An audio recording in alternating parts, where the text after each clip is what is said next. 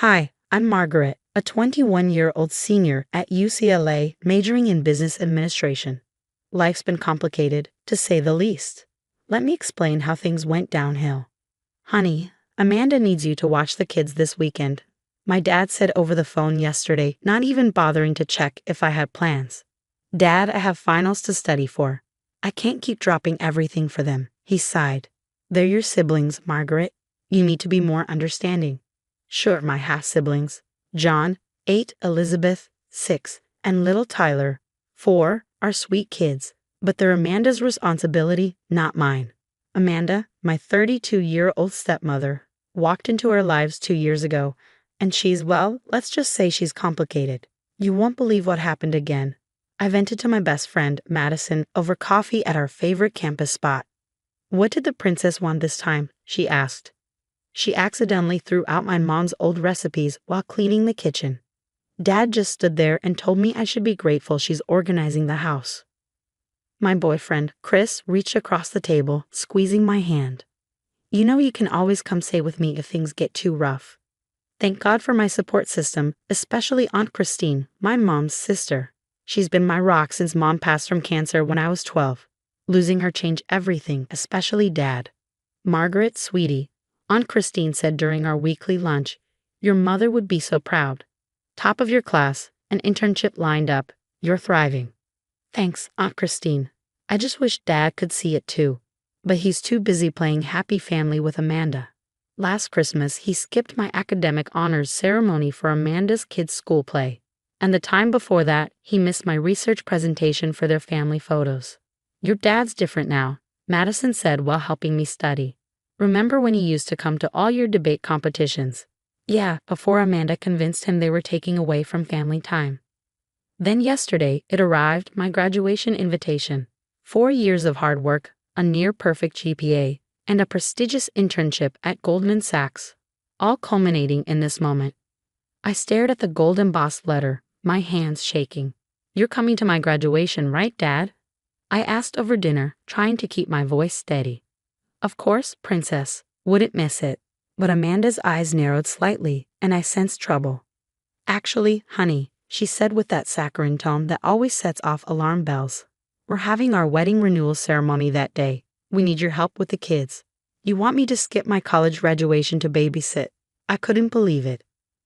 Now, Margaret, Dad interrupted, this is a special day for Amanda. And my graduation isn't special. 4 years of straight A's, Dad. Amanda's eyes welled up with her practiced tears. They only feel comfortable with you, she said softly. We're trying to build a family here. Family? I laughed bitterly. Is that what you call this? Don't use that tone with your mother. She's not my mother. You're being selfish, Dad snapped, slamming his hand on the table. Amanda needs this day to be perfect. You can get your degree mailed to you. I stormed out and immediately called Madison. She dropped a bombshell that made everything worse. Margaret, I was filing paperwork at the office today. Your dad's been transferring huge sums into Amanda's personal account. What? How much? Hundreds of thousands. And there's more, she said, voice hesitant. Your cousin Amy told me Amanda's been spreading rumors that you're a troubled, ungrateful daughter, supposedly hostile to her kids and dealing with addiction issues. It's why Aunt Jenny won't return your calls. Then Madison hesitated. I overheard Amanda convincing your dad to remove you from his will last month. She told him it would be better for family harmony to leave everything to her kids. My phone buzzed with a new text from Dad. You need to apologize to Amanda. She's crying in our room. I threw my phone across the bed, feeling years of gaslighting, manipulation, and emotional abuse crash over me. My graduation wasn't the real issue. It was just the final straw. I won't do it, I texted back. I won't skip my graduation, and I won't apologize. Then don't bother coming home tonight. I called Aunt Christine, my voice shaking. Can I stay with you for a while? Pack your bags, sweetie. I'm on my way, she said without hesitation. As I threw clothes into my suitcase, another text from Dad pinged. You're tearing this family apart. I raised you better than this. No, Dad, I whispered to myself, zipping up my bag. Mom raised me better than this, and she'd be ashamed of what you've become. The sound of Aunt Christine's car pulling up was the sweetest thing I'd heard all day. It was time to stop being the family doormat and start being the strong woman my mother raised me to be. Once at her house, Aunt Christine spread out financial documents across her dining table. Look at these transactions. Your father's company is hemorrhaging money. How bad is it? I asked, leaning over her shoulder to scan the numbers. He's nearly bankrupt. These withdrawals to Amanda's accounts, Margaret, they're astronomical. Designer clothes, jewelry, luxury cars, she's bleeding him dry. Then she pulled up more records on her laptop. I did some digging. This isn't her first rodeo. Meet David Chen and Michael Brooks, husbands number 1 and 2. My jaw dropped as I read the articles. 2 wealthy men, 2 marriages, 2 divorces, 2 bankruptcies. The pattern was identical. Just then, Madison burst through the door, waving her phone. Margaret, you know Tom Wilson, your dad's business partner. I just saw Amanda leaving his beach house. They've been meeting there for months.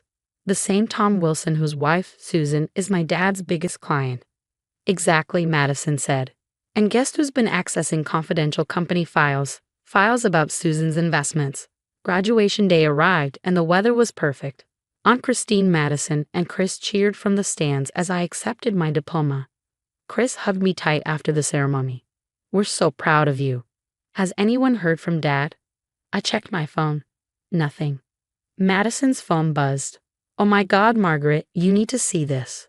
She showed me a video making the rounds online. Susan Wilson crashing Dad and Amanda's renewal ceremony. It was pure chaos. You gold-digging thief. Susan screamed, throwing documents everywhere. These are screenshots of you with my husband and proof you've been stealing my investment information. Amanda's mascara-streaked face filled the frame, her voice shaky.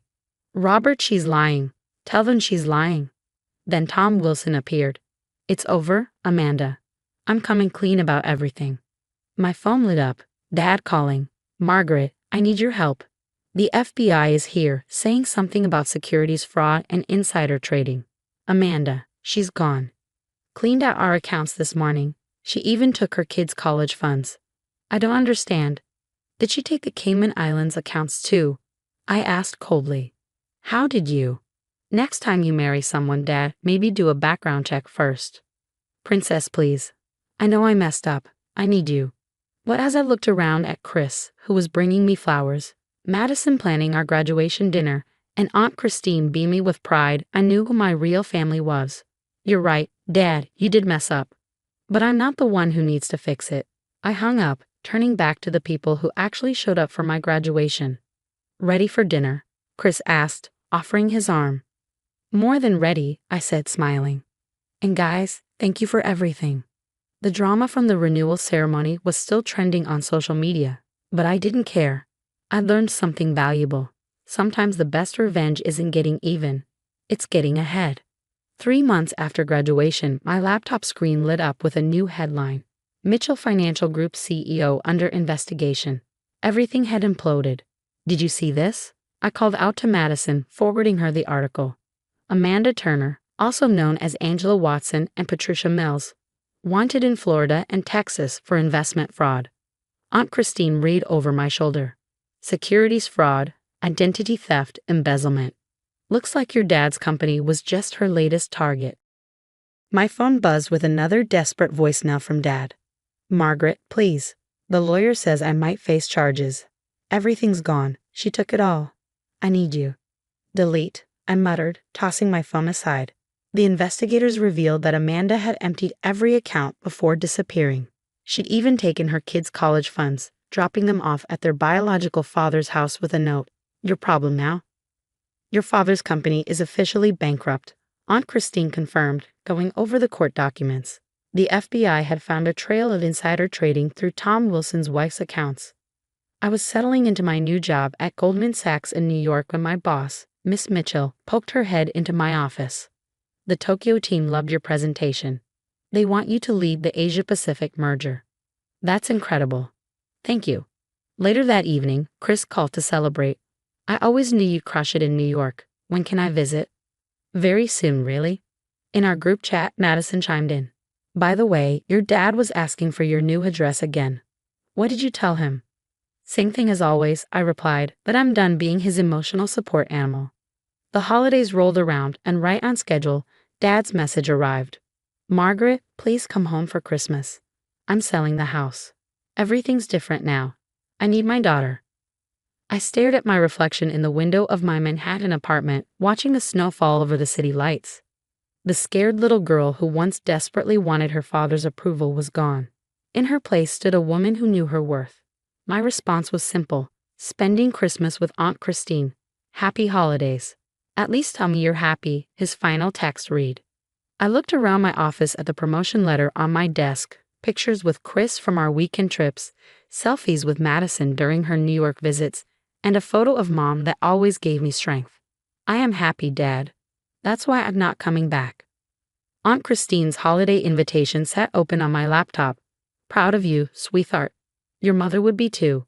Christmas dinner at 6. I typed back, wouldn't miss it for the world. Some people might call it karma, others might call it justice. But watching Dad face the consequences of choosing Amanda over me for years, I call it life teaching its hardest lessons. The truth is, family isn't just about blood or obligation. It's about the people who show up, who choose you, who stand by you. As I booked my flight to spend Christmas with my real family, I realized I didn't need revenge. Success, happiness, and peace were so much sweeter. What would you have done if you were me? Would you forgive a parent who consistently chose their new spouse over you, then only reached out when their life fell apart? How long can you keep giving chances to toxic family members before choosing yourself? Let me know your thoughts in the comments below.